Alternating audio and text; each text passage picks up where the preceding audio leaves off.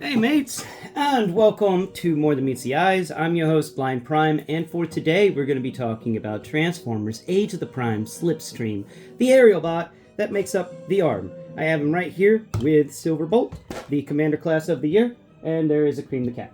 Hi Cream. So Silverbolt and him stand pretty good together, I think. It just looks like, Silverbolt is the very much older brother. Or just the really tall one in the family, because the top of Slipstream's head goes to Silverbolt's collarbone. And Slipstream, width-wise, let's take a look. Shoulders. Him and Silverbolt's shoulders are about the same width. Yeah. And height-wise, Silverbolt's just a little wider and a bit taller than Slipstream. He also weighs a lot more, but, you can figure that one by him being the centerpiece kind of thing. So that's Silverbolt compared to Slipstream. We also have one more little comparison here. We have Alchemist Prime, comparing him to Slipstream, because Alchemist Prime is the guy I'm going to want to talk about next week. And Alchemist Prime and Slipstream are about the same height. Alchemist Prime and Slipstream's shoulders are nearly... Actually, no, they seem like they're on the same plane. It's surprising how much shorter Alchemist Prime is than I thought he would be. But that's them two together. But Alchemist Prime definitely is the wider bot. Wow. Yeah, he's got the width on him. The shoulders, Slipstream core plus shoulders is about as wide as the core of Alchemist Prime without even counting the shoulders. That's wild. Alchemist, you're a big dude. You're a big boy. All right. So, let's get into this figure without much ado and talk about it as in depth as we possibly can from the blind perspective. And if you like what you see here, because I never know what I'm seeing here, but if you like what you see here, what was that? That was weird. If you like what you see here, then please go below, hit the like button, share, and subscribe. They all go a long way to helping me raise awareness for the blind and the visually impaired. Would help me out a lot. I really appreciate all of you out there who do that. So let's get into this figure and talk about him from the perspective of the blind. First off, weight-wise, he's not really that heavy of a figure, but he's got a good weight to him. He doesn't feel like, trashy plastic, incredibly light. He actually he's got a little oomph to him. He feels solid in the hand. If I do the wiggle test, this guy's just solid. The only thing that really seems to wiggle is that connection port from the bottom to the top, because he makes up the right arm of Superion.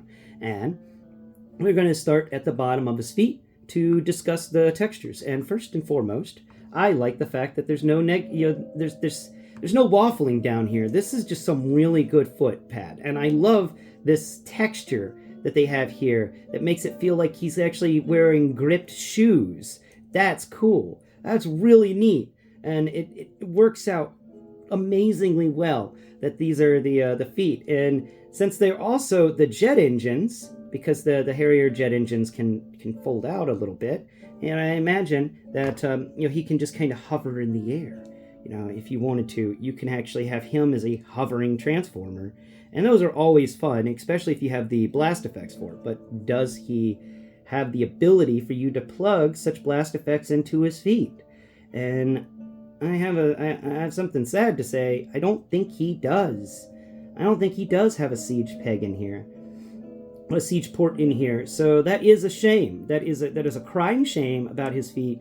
There's no port that I can feel, unless it's just hidden amongst all of this that's going on. But anyway, his feet, the bottoms of them, excellent. The tops of his feet, the sculpt work for the front of the feet, decent.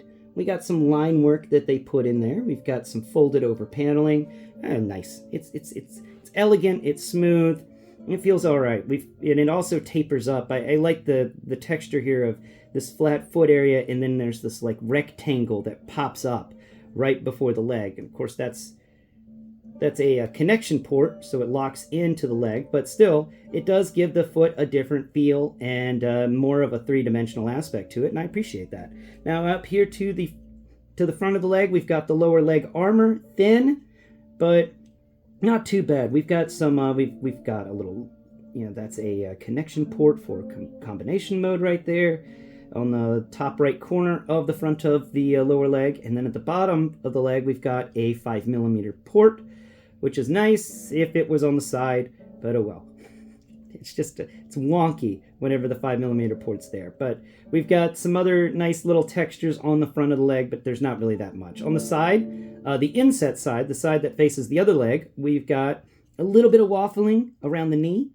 Well, not really, just a negative space around the knee, but it works for the modes, and it's actually well hidden. So, no points taken off for that. And there's a nice solid connection port right there, and that's something I appreciate about this guy. When you get him combined, he is a solid combiner, and they have good ports for that. Now, on the other side, of the outside of his leg, the wing for him is folded forwards to lay across his leg, just kind of facing forwards, and we got some more little line works in it, good wing detail. On the underside of the wing, we do have some waffling. Yeah, there's a lot of waffling on the underside of the wing. If you're wondering, where's the waffling in this guy? You found it. It's in the wing. It's just right there. But we can hide it by folding that wing over. On the back of the leg, we've got some really great textures back here. There's nothing sad about the back of the leg. We got some of the vehicle kibble back here, but it works. It does. And I love how long his heels are. He's got some insane heels. You could just kind of slap him down. That? Because his heels are just so strong.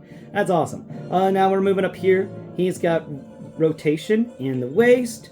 He has got the typical foot fold. He also can fold his front foot forwards and his heel forwards. His knee pulls a 90, and then he can kick sideways at a little more than a 90. He can kick upwards at a 90. He can kick backwards at a little more than a 90. I'd give that backwards 110, actually. That's pretty good. Now, that's the legs. Now, the thighs here, we actually get some sculpted in details with the thighs, but there's not much going on there. But there is something. There's something, and we always like to make a comment whenever they actually did something with the thighs, other than just leaving them as blank rectangles of doom. So that's awesome. And we got a little line work there, some armor paneling, great thighs. The groin area, we've got some details sculpted into the groin area for him and around the waistline, and that's nice. On the back area, we've got the connection port for the flight stand, if you ever wanted to plug him into a flight stand. So all Transformers tend to have a hole in the rear for flight stands.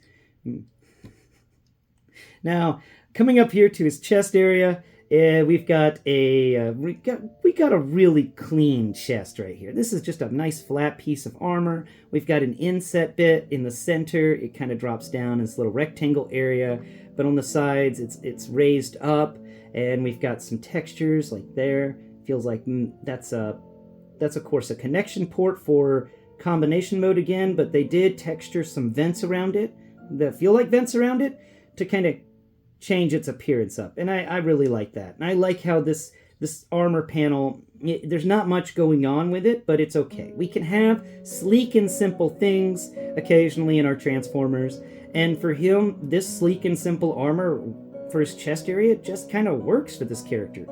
Now, we move over here to his arms, and his arms are, well, one, they're spaghetti noodles.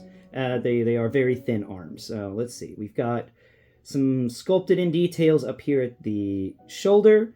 The shoulder can also raise up at 90. We can spin 360 degrees, and the elbow can get, it's a doubled elbow, so we can pull actually more than a 90, and there's a bicep swivel. This is a very articulated arm. He's got very articulated arms, and I'm down for that. He's also got a hand that's sculpted in, sadly, so no hand that you can spin around on its own. And there's also the hand 5mm port, and then the 5mm port that I plugged this weapon into the side, because this is his gun. There we go. There's the 5mm port on the side. And his guns are really fun because they're these double barrel missile pod guns. It feels like they're just two missiles lined up there. And they just make laser effects, I'm assuming. So that's neat. But he gets two of them. And for some reason, I imagine them being gold. I don't know what color they actually are, but for some reason in my head, I have them as being gold. I don't know why. Now, we're going to move him around to the back, and we get the biggest part of the robot kibble on this guy, or vehicle kibble on this guy, which is the nose of the Harrier jet, which is just kind of folded up here on his back. And there's not really much more you can do about that. It's just folded up. It's all right. It makes it for a little bit of a backpack, and also gives him that nose cone sticking up above his head, which, if I remember right, was from the show. Because you can't really fold this thing down any further. I wish you could fold it down and out of the way to clean up that profile, but oh well. He gets a little bit of a backpack, and it actually just kind of feels like it's a nice little backpack. So head-wise, moving up here to his head, finally, and for some reason, I didn't spin it around. There it is. Here's his head. Now, this has got a visor going across his eyes, and then we got the nose there, and then we've got an actual mouth. He doesn't have a face mask, so that's nice. I like it whenever we get visors. I have always liked the visors. So, this guy's, maybe it's visors, or maybe there's eyes in there. It's hard to tell.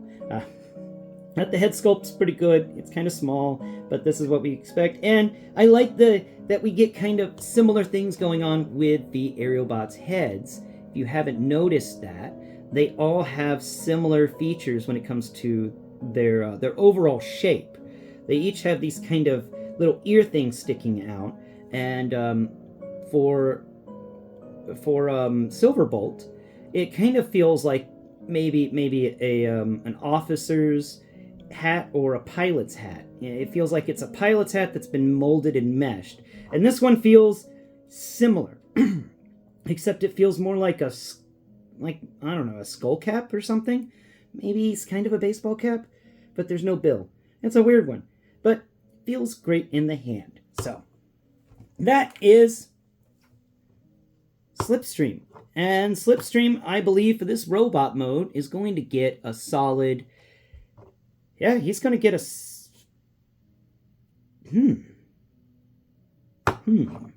What grade? I'm not feeling the S for him. But I'm feeling the A+. Yeah. I'm feeling the A+ for this guy. He's got it all. It's just he's missing something, and I don't know what that something is, but he's missing something that could make him into an S. It just feels like he's missing something. Maybe that something will become apparent with other Airealbots that we get later this year, because I don't know about you, but I'm excited about getting the other two. Probably, I mean, judging by how Hasbro shipping works, probably around September. All right, well, I've blathered on long enough about Slipstream. Please let me know in the comments below, what do you think about this Airealbot? Are you enjoying the Airealbots? Are you collecting Superion? Until next Prime, bye-bye for now.